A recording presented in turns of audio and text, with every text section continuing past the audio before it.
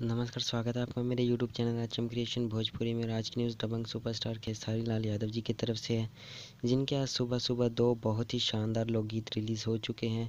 पर पोस्टर 3 गानों का रिलीज़ हुआ था और गाने 2 ही रिलीज़ हुए और एक गाना रिलीज़ नहीं हुआ है। तो दोस्तों, मैं आप लोगों को बताने वाला हूँ कि 3 गानों में से कौन कौन सा गाना रिलीज़ हुआ है। तो बने रहे इस वीडियो में। वीडियो को शुरू करते हैं बिना टाइम वेस्ट किए।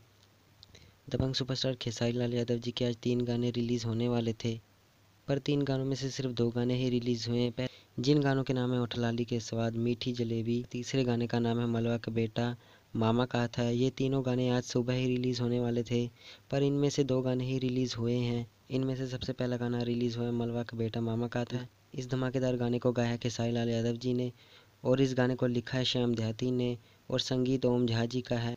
और इस गाने को आज सुबह यानी 25 नवंबर 2020 को आज सुबह 6:30 पर SRK म्यूज़िक के ऑफिशियल यूट्यूब चैनल पर रिलीज़ कर दिया गया है। जी हाँ दोस्तों, इस गाने को आज सुबह 6:30 पर SRK म्यूज़िक के ऑफिशियल यूट्यूब चैनल पर रिलीज़ कर दिया गया है। और दूसरा गाना जो आज सुबह रिलीज़ हुआ है, जिस गाने का नाम है मीठी जलेबी, इस गाने को भी आज सुबह 10 बजे जी म्यूज़िक के ऑफिशियल यूट्यूब चैनल पर रिलीज़ कर दिया गया है। इस शानदार गाने को लिखा है यादव राज जी ने और गाया है खेसारी लाल यादव जी ने। खेसारी लाल यादव जी के आज 2 बड़े धमाके हो चुके हैं। दोनों में से किस गाने को आप लोगों ने सुना है, नीचे कमेंट कर कर ज़रूर बताएं। होठलाली के स्वाद इस गाने को रिलीज़ नहीं किया गया है आज, क्योंकि इस गाने के रिलीज़ डेट और टाइम आज दोनों चेंज हो चुके हैं।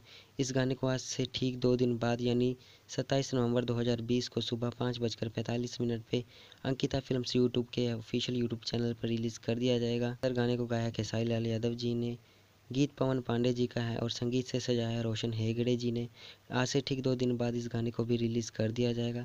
तो दोस्तों, ये न्यूज़ कैसी लगी नीचे कमेंट कर कर ज़रूर बताएं। वीडियो पसंद आई हो तो वीडियो को लाइक शेयर करना ना भूलें और अगर आप चैनल पर नए हैं तो सब्सक्राइब करके बेल आइकन दबाकर ऑल पर सिलेक्ट कर ले भोजपुरी सिनेमा से जुड़ी ऐसी वीडियोज़ देखने के लिए।